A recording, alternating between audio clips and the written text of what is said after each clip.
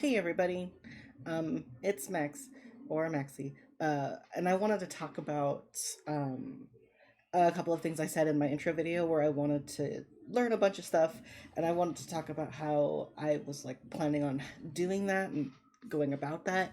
And one of the things that I was planning on using was something called a self study or a personal curriculum, or whatever you want to call it. While also like using the Pomodoro technique, which I'll explain here in a second.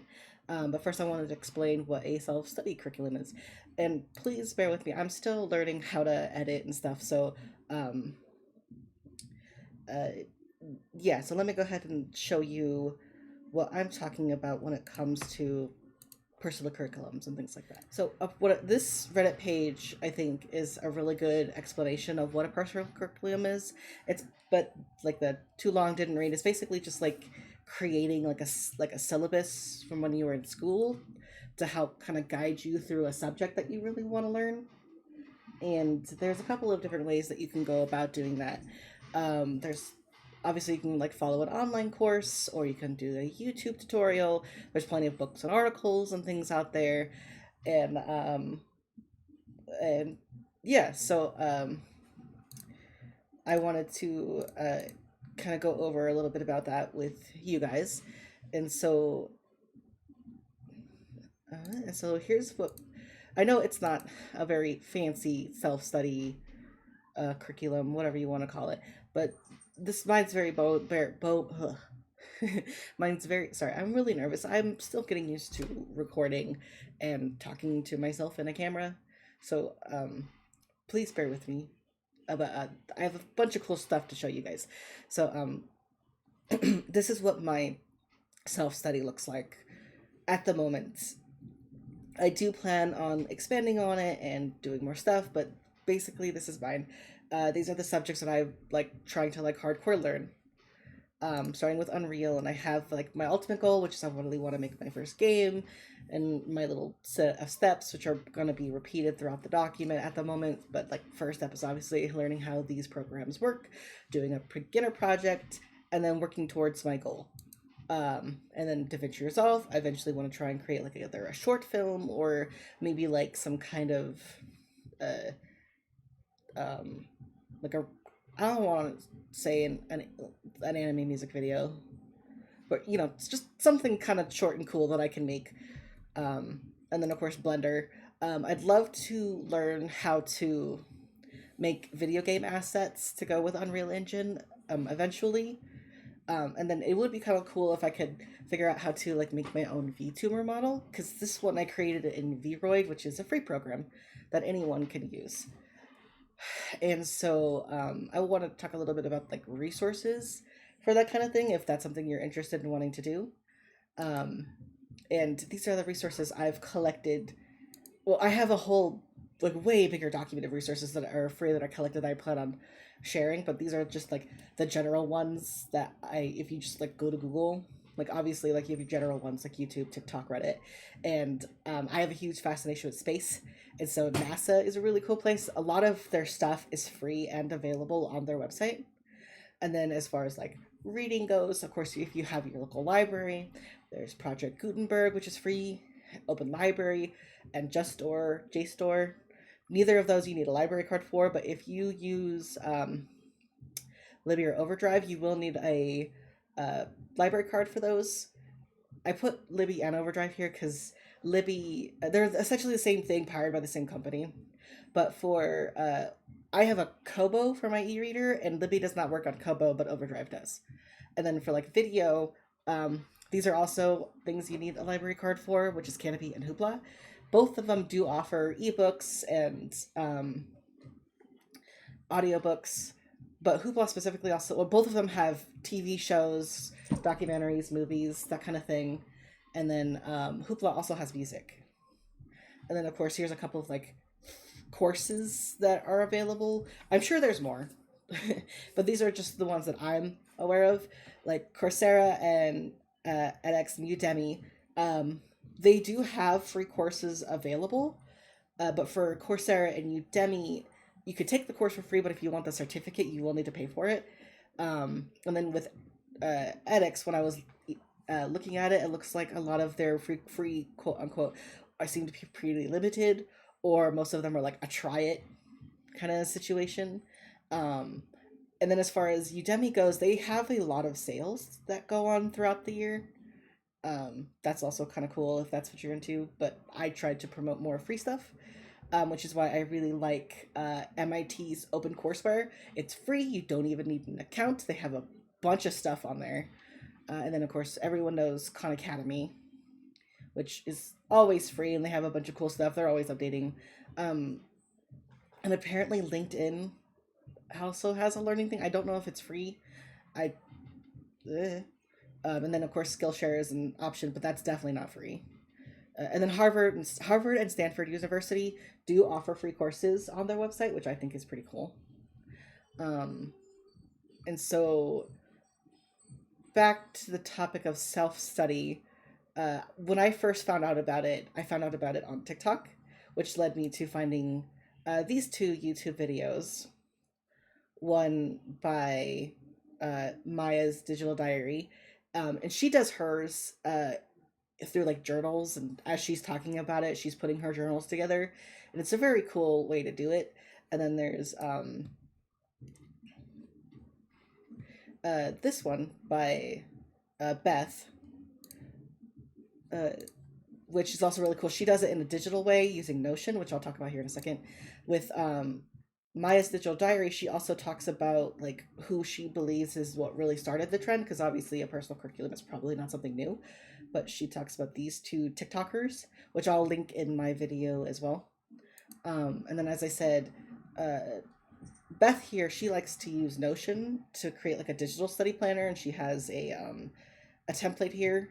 Notion is free to use, I believe. There is a paid version of it. I personally don't like it, not for well, there is a particular reason. I don't like it because of the AI portion of it. I don't care for the use of AI. If this is something you'd like to use, that's fine. Because it looks, from what I understand, a lot of people in the personal curriculum crowd like to use Notion because of the way you can like personally tailor it and set it up and whatever. Me, I just use Google Docs. Um, but if you want a different writing source, if you want to do it digitally, of course, you can always use Google Docs. You can use Word if you have access to it. You can always just open up the plain old notepad on your computer. And then there's also Ellipsis, which has a pretty strong stance of anti AI. And it's free to use, it's collaborative. It's kind of like with Google Docs, but it's got a little more to it. I like to use this for my own personal writing. Um, Outside of using Google Docs, because it's just a really cool way to do it. There's a bunch of templates that you can go off of, and they also have a couple of templates for fan fiction, which I thought was pretty unique. And so those are the couple of options that have been available to you, depending on what you want to use. I do want to point out it's not necessary to have a personal self-study curriculum or anything like that if you don't feel like you need it, because you're more than welcome to just go off of a tutorial, just a straight up tutorial or a little course through YouTube or whatever free options that are there available to you. And then the last thing I wanted to talk about was the Pomodoro technique, which I have ADHD and autism, and so I struggle a lot with focusing and what's called hurdle, or the I struggle with starting tasks. So sometimes I require a little hurdle help, which is what it's called in the therapy speak. The Pomodoro technique kind of helps me get over that how to start, because then you just so what it hold on, let me talk about what it is. My brain's a little over. So the Pomodoro technique, what it basically is that you set yourself a timer, and then you do it in increments. You set a specific amount of time to do your task, and then you take a break for a specific amount of time, and then you kind of do a couple rounds of that, depending on how many rounds you're good to go for. The typical time, from what I understand, is 25 minutes, and then like your break is 5 to 10 minutes, and then it's kind of like going back and forth between that. I like it because it allows, because I work really well with bouncing back and forth between tasks. So sometimes I'll I will set a shorter timer, usually like 10-minute timer, 5-minute break. Um, and that allows me to kind of like flip flop, especially if I'm trying to do something on my computer and then clean my room. So like that 5 minutes that's supposed to be like a break, I will actually use for to like clean up my room a little bit just to get me up and walking around. Uh, but and then after like you do your couple of rounds of 25-10, it also helps to do like a longer break, like 20-30 minutes. To me, it kind of feels like when you're going back to school and you have like your schedule where you're like there for 45 minutes and you get your little break 45 minutes and then you get your lunch and then so forth. um I and I really like it. If you're like me and you need something else that's not just like a timer, there are plenty of ways to kind of like, I guess, gamify uh, the Pomoro technique. The three options that I have personally used and kind of and like come from Steam. Unfortunately, two of the options are not free. One is right now. The first one is on the Legend of Pomodoro, which is kind of cool. It plays. It's like an RPG. You set your timer, and every time you finish your timer, you get a set of resources that you can use towards the little projects that are in the game. And there's a couple of other stuff that you can do in it as well. I unfortunately did not get too far into this, but I really liked the concepts because this one's fairly new to me. There is a little bit of music that plays. It's very cute, and from what I understand, it's fairly popular.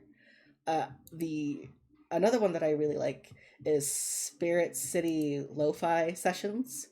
Um, this one's more so towards the technique, but it's also has like a little bit of like a Pokemon catch 'em all situation where you do a specific combination and you can collect these little spirit things. And you have the ability to create your own little character. You have the ability to decorate your little space. There's a couple of different ways you can set your character to look like they're doing a task. Um, I liked this one. I liked the style of it. I liked the music that you can play through it. I like that there's a bunch of sounds in it that you can also play. Um, but again, I try to promote more stuff that's free because I'm poor, so I don't think it's fair to um, promote things that aren't free. So my favorite, and honestly, right now it's free at the moment. I don't know because it's a considered a demo, and I don't know when it fully comes out if it'll be a paid option. But right now the demo is free. I love this one. This one's called On Together. It's to me the best thing I found so far because it has like your Pomodoro timer, you has your to-do list, your music, your sounds, and of course you have like the ability to decorate your little guy. But my favorite part of it is that you can play this with friends and chat. And I work really well with I forgot the word. Uh there's goddamn. I work really well when I'm chilling with somebody else and they're doing their own thing. Mirror play. I think that's the word. Hey, this is editor Max here. I just wanted to let you guys know that the word I was looking for was in fact called body doubling. Thanks. I think that's the word. But I like it because then I can sit with other people or sit with my friends. Um, and what's also really cool is that you can pop. Let's see, there was a photo here that really showcased it.